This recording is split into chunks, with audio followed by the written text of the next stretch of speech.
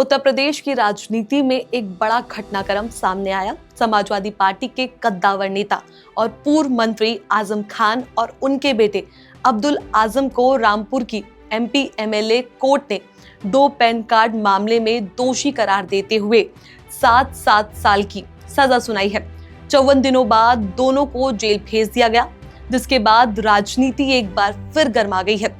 इस फैसले के बाद समाजवादी पार्टी के प्रमुख अखिलेश यादव ने योगी सरकार पर सीधा हमला बोलते हुए कहा, ये सत्ता का गुरूर है जो नाइंसाफी और जुल्म की हदें पार कर देता है, लेकिन कुदरत सब देख रही है। आज हम आपको बताएंगे कि आखिर पूरा मामला क्या है, अदालत ने क्या कहा, सजा क्यों हुई, बीजेपी क्या कह रही है, शिकायतकर्ता आकाश सक्सेना ने इसे सत्ते की जीत क्यों बताया और अखिलेश यादव इसे सत्ता का दुरुपयोग क्यों कह रहे हैं। साथ ही समझेंगे कि इस फैसले का यूपी की राजनीति पर क्या असर पड़ सकता है। नमस्कार, मैं हूं चेष्टा नागर, आप देख रहे हैं द हिंदी टॉप।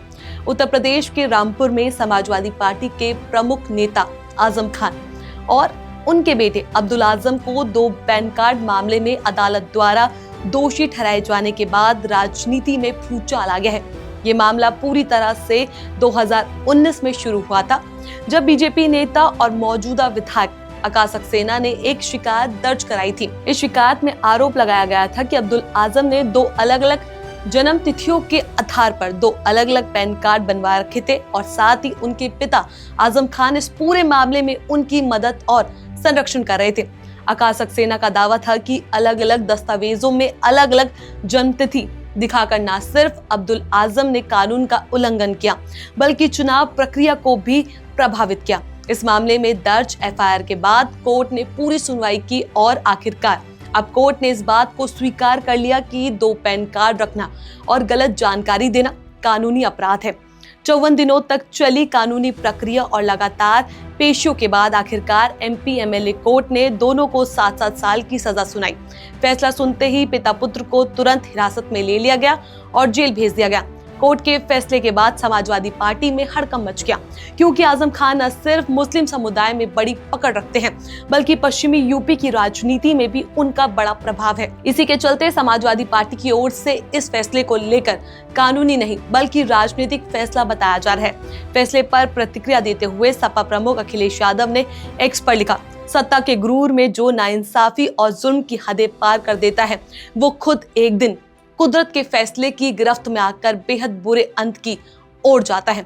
सब देख रहे हैं। इस बयान के साथ अखिलेश यादव ने सरकार पर आरोप लगाया कि वह राजनीतिक बदले की भावना से काम कर रही है और विपक्ष को दबाने के लिए प्रशासनिक ताकतों का दुरुपयोग कर रही है। अखिलेश यादव का कहना है कि आजम खान के खिलाफ मामलों की भरमार अचानक कोई सहयोग नहीं, बल्कि बीजेपी की सरकार में विपक्षी नेताओं को निशाना बनाने का एक पैटर्न है।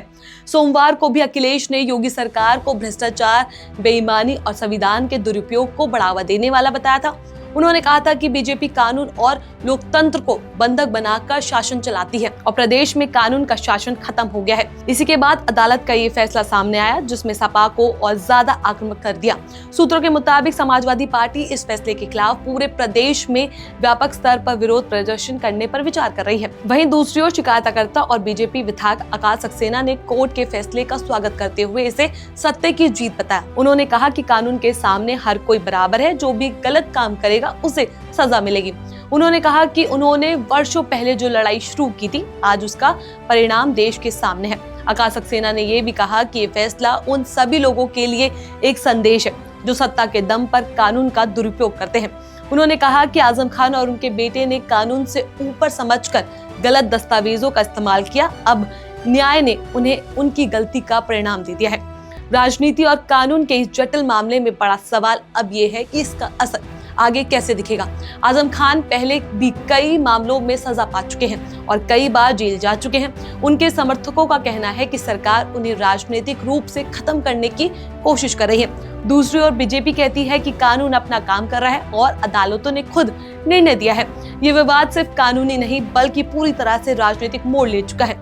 इस फैसले का सीधा असर रामपुर और आसपास के क्षेत्रों की राजनीति पर पड़ने वाला है। आजम खान और उनका परिवार रामपुर की राजनीति का सबसे बड़ा चेहरा रहा है। उनकी अनुपस्थिति में सपा की ताकत कमजोर पड़ सकती है और बीजेपी इसका फायदा उठाने की कोशिश करेगी। यही वजह है कि इस मुद्दे को दोनों पार्टियां अपनी अपनी राजनीतिक रणनीति के अनुसार इस्तेमाल कर रही है। अब बात अदालत के फैसले की करें।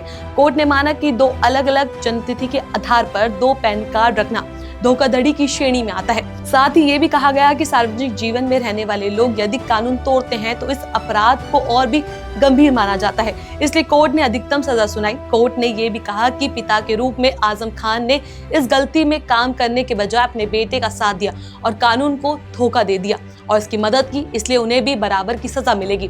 फैसले में ये भी कहा गया कि सरकारी पदों पर बैठे लोगों से अपेक्षा की जाती है कि वो कानून का पालन करे, ना कि उसे तोड़े। इस घटनाक्रम ने उत्तर प्रदेश की राजनीति को पूरी तरह से गरमा दिया है। सपा इसे सत्ता का दुरुपयोग बता रही है, जबकि बीजेपी से न्याय की जीत कह रही है। अखिलेश यादव के ताबड़तोड़ ट्वीट से साफ है कि वह इस मुद्दे को बड़ा राजनीतिक हथियार बनाना चाहते हैं। उनका सत्ता का गुरूर वाला बयान अब सोशल मीडिया पर खूब वायरल हो रखा है और लगातार चर्चा में है। सवाल ये भी उठ रहा है कि आगे क्या होगा। क्या आजम खान और अब्दुल आजम को बेल मिल पाएगी? कानूनी विशेषज्ञों का कहना है कि सजा लंबी होने के कारण बेल आसान नहीं होगी, लेकिन हाईकोर्ट में अपील के बाद संभावनाएं बन सकती है। राजनीतिक रूप से देखा जाए तो सपा इस फैसले को चुनावी मैदान में मुद्दा बना सकती है, जबकि बीजेपी न्याय का दावा करते हुए इसे अपने पक्ष में इस्तेमाल करेगी। कुल मिलाकर आजम खान और उनके बेटे की जेल यात्रा सिर्फ कानूनी मसला नहीं बल्कि एक बड़े राजनीतिक अध्याय की शुरुआत है।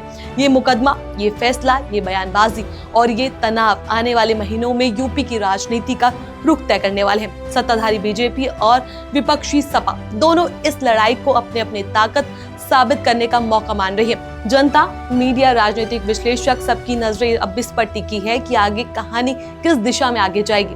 इस खबर को लेकर आपका क्या कुछ कहना है? अपनी राय हमें नीचे कमेंट बॉक्स में जरूर बताएं। ऐसी और भी वीडियोस के लिए आप हमारे चैनल द हिंदी टॉप को सब्सक्राइब कर लें। इसके अलावा आप हमें एक्स, फेसबुक और इंस्टाग्राम पर भी फॉलो कर सकते हैं।